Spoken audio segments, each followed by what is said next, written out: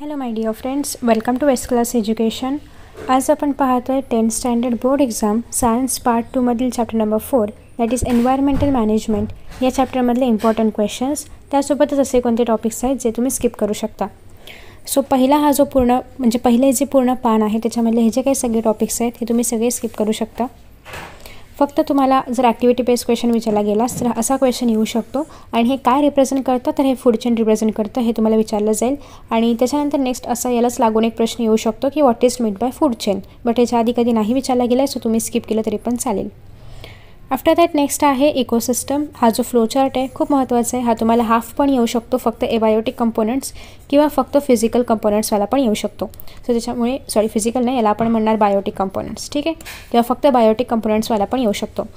So हे तुम्हाला जितके ब्लँक्स असतील, फॉर एक्झाम्पल 4 ब्लँक्स असतील तर 2 मार्क्सला आणि ऑलमोस्ट 6 ब्लँक्स असतील तर 3 मार्क्सला हा क्वेश्चन येऊ शकतो. हे एका क्वेश्चनचा आन्सर आहे एक्सरसाइजमधल्या की पॅडी फील्ड्समध्ये तुम्हाला जे फ्रॉग्स वगैरे आहेत किंवा जे ग्रास ऑफर्स आहेत ते ग्रास ऑफरची संख्या कमी होते किंवा फ्रॉगची संख्या कमी झाली तर काय होईल वगैरे असे क्वेश्चन्स विचारले जातात. सो त्यासाठी तुम्हाला हे आन्सर लक्षात ठेवायचं. मी तुम्हाला तो क्वेश्चन कोणता आहे तो सांगते. Let me show you. So basically तर याच्यामध्ये विचारलेलं आहे, एक तर पहिली गोष्ट तुम्हाला फूड चेन क्लासिफाय करायची आहे आणि मग describe the ecosystem to which it belongs. तर हे आहे पॅडी फील्डसाठीचं, ठीक आहे. सो तुम्हाला पॅडी फील्डसाठीचं जे काही क्वेश्चन आहे त्याच्यामध्ये पूर्ण सिस्टम लिहायचे आहे, म्हणजे कशी इकोसिस्टम आहे ते लिहायचं आहे आणि मग त्याच्यामध्ये मेन्शन करायचं आहे की जर फ्रॉगचं संख्या कमी झाली तर काय होईल, ग्रास ऑफरची संख्या कमी झाली तर काय होईल, पॅडी फील्ड्समधल्या सपोज ग्रेन्स किंवा आपलं जे राईस आहे त्याची संख्या कमी झाली तर काय होईल. हे तुम्हाला असे क्वेश्चन्स खाली ॲक्टिव्हिटी बेसमध्ये विचारले जाऊ शकतात. त्याच्यानंतर नेक्स्ट आहे what is meant by environment आणि what is meant by ecosystem. हे 2 डेफिनेशन्स लक्षात ठेवायचे आहेत. आणि अर्थ ही सगळ्यात लार्जेस्ट इकोसिस्टम आहे हे पण लक्षात ठेवा. आलंच कधी एक्झाम्पल ह्याच्यामध्ये MCQमध्ये वगैरे तर येऊ शकतं, एवढे इम्पॉर्टंट नाही आहे. आफ्टर दॅट नेक्स्ट आहे human existence is totally impossible without existence of reason nature. हे गिव्ह द रिझनमध्ये येऊ शकतं, त्याच्यामुळे हे तुम्हाला पूर्ण आन्सर लिहायचे गिव्ह द रिझनमध्ये आलं तर. फॅक्टर्स अफेक्टिंग एन्व्हायरमेंट फ्लोचार्ट महत्त्वाचं आहे, एक्झाममध्ये येऊ शकतो. बाकी जे मी तुम्हाला इम्पॉर्टंट आहेत सांगते तेवढे केलं तरी पण चालेल, बाकीचं नाही केलं तरी पण चालेल. नेक्स्ट आहे what is mean bye pollution. Again तुम्हाला एक्सप्लेन द टर्म किंवा डिफाईनमध्ये हे क्वेश्चन्स विचारले जाऊ शकतात. हे चार्ट नाही येणार, सो हे तुम्ही स्किप करू शकता. त्याच्यानंतर रेडिओ ॲक्टिव्ह पोल्युशनचा हा जो पॅराग्राफ आहे हा PYQमध्ये येऊन गेला आहे. इफेक्ट्स ऑफ रेडिएशन तुम्हाला विचारले होते 2 मार्कांसाठी आणि हे 4 इफेक्ट्स तुम्हाला लिहायचे होते. सो त्यासाठी डू यू नोचा हा बॉक्स महत्त्वाचा आहे. Need of environmental conservation short note लिहायला विचारलं जातं किंवा तुम्हाला अशा पद्धतीने फ्लोचार्टमध्ये येऊ शकतं. सो माझ्यामध्ये तुम्ही फ्लोचार्टच लक्षात ठेवावा आणि जर तुम्हाला पॅरेग्राफमध्ये लिहायला आलं तर फ्लोचार्टमधलेच पॉईंट पॅरेग्राफमध्ये लिहा. एवढी सगळी थिअरी रट्टा मारण्यापेक्षा फ्लोचार्ट लक्षात ठेवा.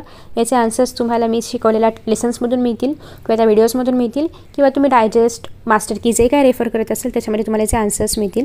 सो ट्राय करा की तुम्ही हे पॉईंट वाईज 6 ते 6 पॉईंट्स लक्षात ठेवाल आणि जर ते शॉर्ट नोटसाठी आला तर सेम उत्तर इथे लिहायचं आहे, ठीक आहे. सो हे न करता डिरेक्टली तुम्ही हेच करा आणि ते दोन्ही ठिकाणी यूज करा. आफ्टर दॅट नेक्स्ट आहे environmental conservation our social responsibility.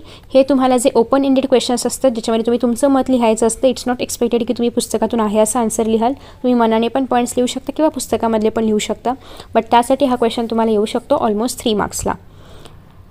त्याच्यानंतर तुम्हाला मॅच द कॉलम्समध्ये येऊ शकतं की एका ठिकाणी तुम्हाला ॲक्टची नावं दिली जातील आणि दुसऱ्या ठिकाणी त्यांचं इयर दिलं जाईल. सो असे क्वेश्चन्स तुम्ही पाहिले असेल तर मागच्या वर्षी किंवा मागच्या वर्षी खूपदा आलेले आहेत की मध्ये 2 कॉलम असतात. एका ठिकाणी सगळ्या ॲक्टची नावं असतात आणि दुसऱ्या ठिकाणी तो ॲक्ट कोणत्या साली आला त्याचं नाव. सपोज फॉरेस्ट कन्झर्वेशन ॲक्ट आहे, एन्व्हायरमेंटल प्रोटेक्शन ॲक्ट आहे, 1980 आणि 1986. हे फक्त नावं लक्षात ठेवायचे आहेत. हे थिअरी तुम्ही स्किप करू शकता. या ठिकाणी तुम्हाला साऊंड पोल्युशन ॲक्ट पण लक्षात ठेवायचे 2000 साली आला होता. त्याच्यानंतर नेक्स्ट आहे मुलाई सोलाई किंवा मुलाईचे जे काही जंगल आहे याच्यावरती पण शॉर्ट नोट लिहायला विचारली जाते. सो हे करायचं आहे. नेक्स्ट आहे what is mean by biodiversity आणि लेवल्स ऑफ बायोडायव्हर्सिटी. याच्यावरती क्वेश्चन येतो 3 मार्क्ससाठी. सो त्यासाठी हा पूर्ण पॅसेज. नेक्स्ट आहे what do you mean by sacred groves. असा एक क्वेश्चन येतो अगेन फक्त 2 मार्क्ससाठी. How can the biodiversity be conserved, यातले कोणतेही 4 पॉईंट्स लक्षात ठेवा. फक्त 4 पॉईंट्स नाही लिहायचे, त्याला एलॅबोरेट पण करायचं आहे. त्याच्यामुळे 4 पॉईंट्स जे कुठले तुम्ही लक्षात ठेवायचे आणि त्याचं एलॅबोरेशन पण थोडंसं 1 ते 2 ओळींमध्ये, हे स्किप करू शकता. नेक्स्ट आहे my role in environment 2020. I guess तेव्हा हा प्रश्न आला होता. तर त्याच्यासाठी तुम्हाला इथे तुम्ही मनाने पण लिहू शकता किंवा पुस्तकामधले पण पॉईंट्स लिहू शकता. कोणतेही 3 इथे दिलं जाईल, कंट्रोल, प्रोडक्शन आणि अवेअरनेस असेल. कोणतेही 3 तुम्हाला रोल्स विचारले जाऊ शकतात. त्याच्यामध्ये पण तुम्हाला कोणतेही 2 लिहायचे असतील. नेक्स्ट आहे हॉटस्पॉट ऑफ बायोडायव्हर्सिटी. याच्यामध्ये थिअरी नाही येणार, बट MCQसाठी येऊ शकतं की किती हॉटस्पॉट आहेत बायोडायव्हर्सिटीचे. फॉर एक्झाम्पल तुम्हाला खाली ऑप्शनमध्ये 34, 84, 94 असं काहीतरी दिलं जाईल. त्यातलं 34 करेक्ट आहे. त्याच्यानंतर नेक्स्ट बाकी तुम्ही स्किप करू शकता, फक्त हा नंबर इम्पॉर्टंट आहे. एंडेंजर स्पीशीजचं क्लासिफिकेशन हे तुम्हाला येऊ शकतं, ऑलमोस्ट 3 मार्क्सला वगैरे येऊ शकतं. अलॉंग विथ एक्झाम्पल तुम्हाला ही नावं एक्सप्लेन करायची आहेत आणि एक्झाम्पल पण लिहायचं आहे. सो डन, चॅप्टर संपलेला आहे. जर याच्यामधले कोणते क्वेश्चन्स येतील तर चिपको मुवमेंट येणार नाही, कारण टेक्स्टबुकमध्ये याचा कुठलाही आन्सर नाही आहे. सो असे क्वेश्चन्स एक्झाममध्ये नाही येणार. सॅक्रेड ग्रुड्स मात्र येऊ शकतं. एन्व्हायरमेंटल कन्झर्वेशन येऊ शकतं, जे आपण ऑलरेडी पाहिलेलं आहे. याचा आन्सर जे आहे तर ते ह्युमन एक्झिस्टन्सवालं मी तुम्हाला जे सांगितलं आन्सर तेच जे आन्सर आहे. सो सेम आन्सर आहे, दुसरं काहीच नाही आहे. नेक्स्ट पेपरमध्ये ॲक्टिव्हिटी बेस्ड पेपर असल्यामुळे असे बरेचसे लोगो तुम्हाला विचारले जाऊ शकतात किंवा सिम्बॉल्स येऊ शकतात. लोगो नाही, सिम्बॉल येऊ शकतात आणि या सिम्बॉलचं मिनिंग विचारलं जाईल आणि तुमचा रोल काय आहे या सिम्बॉलचं जे काही मिनिंग आहे त्याच्यामध्ये. फॉर एक्झाम्पल सेव्ह वॉटर असेल तर तुमचा रोल काय आहे सेव्ह वॉटरसाठी. यूज ग्रीन एनर्जी असेल किंवा सोलार एनर्जी असेल तर तुमचा रोल काय आहे. रिसायकलिंग असेल तर तुमचा रोल काय आहे. तर हे जे सिम्बॉल्स आहेत हे एक्झाममध्ये येतात 3 मार्क्सच्या क्वेश्चनमध्ये. जे की ॲक्टिव्हिटी बेस आपलं क्वेश्चन आहे त्याच्यामध्ये येऊ शकतात. सो त्याच्यामुळे हे लोगोज करायचे आहेत. बाकी done. Thank you so much for watching this video. याच्यामधलेच एक्झाम्पल्स किंवा याच्यामधलेच क्वेश्चन्स तुम्हाला करायचे आहेत, एक्स्ट्रा काहीच करायची गरज नाही आहे. So thank you so much and see you in the next video. Bye bye.